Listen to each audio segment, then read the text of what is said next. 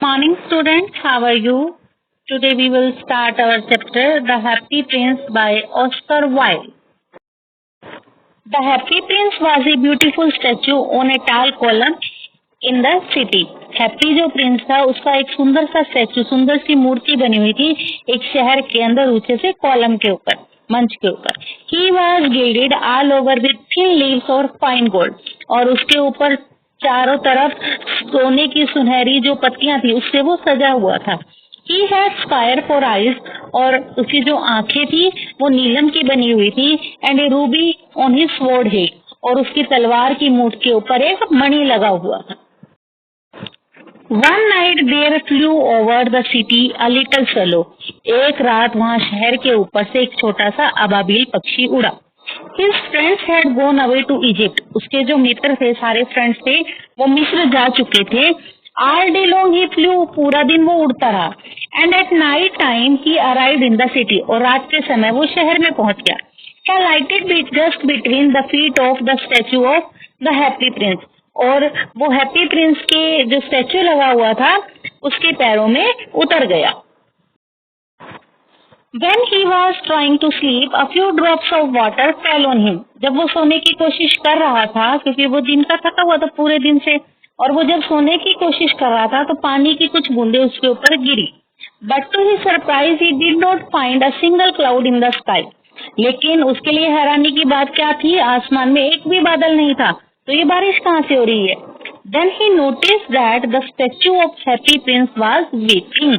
और फिर तब उसने नोटिस किया कि जो हैप्पी प्रिंस का वहाँ स्टेच्यू लगा हुआ है, मूर्ति लगी हुई है, वो रो रही है और वो आंसू उसमें से गिर रहे हैं. Happy Prince told the swallow that in a house there was a poor seamstress having needle mark on her hand. Happy Prince ने उस swallow को बताया कि एक घर में एक गरीब दरजानी है और उसके हाथ के ऊपर सुइयों के निशान बने हुए हैं.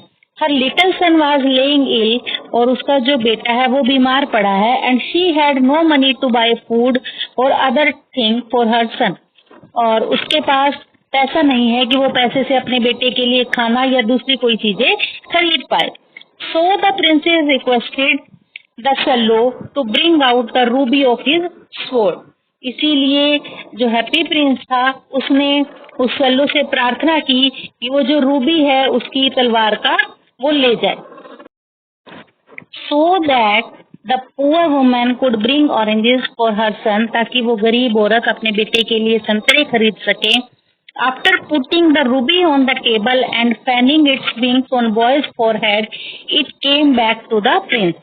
और वो रूबी टेबल पर रखने के बाद और उस लड़के के माथे पर अपने पंखों से हवा करने के बाद जो लिटिल स्वैलो था वो वापिस उस राजकुमार के पास आ गया. The next day the swallow wanted to go to his friends, but Prince requested it to stay with him that night. अगले दिन स्वैलो अपने मित्रों के पास वापस जाना चाहता था, लेकिन जो प्रिंस था, राजकुमार था, उसने प्रार्थना की कि वो एक रात उसके साथ और रह जाए. In night the prince told the swallow that there was a young man in a garret. एक गैरेट में एक गरीब आदमी रहता है. He was trying to finish a play for the writer, और वो कोशिश कर रहा है कि वो प्ले है जो एक डायरेक्टर है थिएटर का, उसके लिए वो प्ले पूरा कर ले.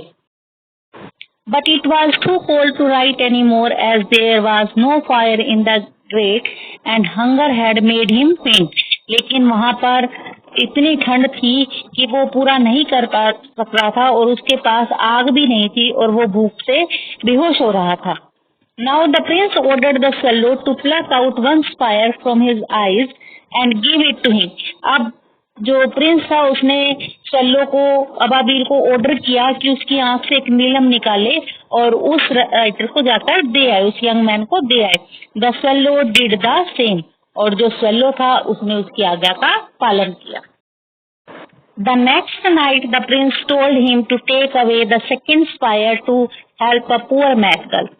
और अगली रात को राजकुमार ने उस अबाबिल को कहा कि वो उसका दूसरा जो नीलम है वो भी ले जाए और एक माचिस वाली लड़की की सहायता करे। Thus the prince had become blind, इसीलिए जो राजकुमार था वो अंधा हो गया। So the swallow decided to stay with the prince forever, इसीलिए अबाबिल ने डिसाइड किया कि अब वो हमेशा के लिए राजकुमार के साथ रहेगा। Now the prince ordered the swallow to fly over the city and tell him what it found there. अब प्रिंस ने राजकुमार ने उस स्वल्लो को आदेश दिया कि वो शहर के ऊपर उड़े और उसे बताए कि उसे वहाँ क्या दिखाई दे रहा है। Then prince told the swallow to take off the golden leaves one by one for poor. और फिर स्वल्लो को उसने आदेश दिया राजकुमार ने कि उसकी जो पत्तियां हैं सोने की पत्तियां वो एक एक करके उतार ले और गरीबों की सहायता करे। Now after taking off all golden leaves, the prince looked very dull and grey, but the children's faces grew rosier as they were happy. अब गोल्डन लीव्स जो राजकुमार के ऊपर स्टैचू के ऊपर लगी हुई थी वो सारी उतर जाने के बाद जो प्रिंस था वो डल दिखने लगा और ग्रे, लेकिन जो बच्चों के चेहरे थे उन पर खुशी आने लगी जिनकी उसने अपनी वो गोल्डन पत्तियां देकर हेल्प की थी। उन बच्चों के चेहरे पर खुशी आ गई। Because of too much cold the swallow died after kissing the prince. बहुत ज्यादा ठंड होने के कारण जो स्वेल्लो था उसने राजकुमार को किस किया और वो मर गया। The leaden heart of prince broke into two pieces. और जो प्रिंस का दिल था जो शीशे का बना हुआ था वो दो टुकड़ों में टूट गया। After some days, the mayor of the city ordered the statue to be pulled down and melted it in a furnace. और थोड़े दिनों बाद जो सिटी का मेयर था वो वहां से गुजरा और उसने देखा कि जो स्टैचू है अब डल दिखाई दे रहा है, अगली दिख रहा है, तो उसने ऑर्डर दिया कि स्टैचू को उतारा जाए और उसे भट्टी में पिघला दिया जाए।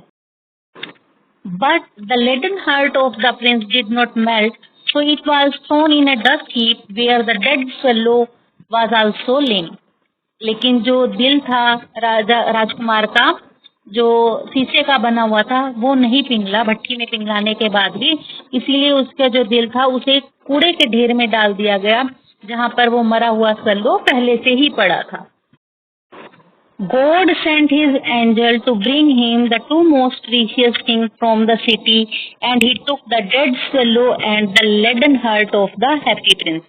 भगवान ने अपने दूत को भेजा कि वो शहर में से सबसे इम्पोर्टेंट जो दो चीजें हैं, सबसे कीमती चीजें वो लेकर आए।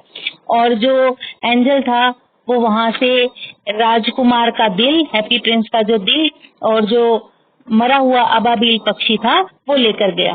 God appreciated the choice and told him that these two things were fit for the paradise.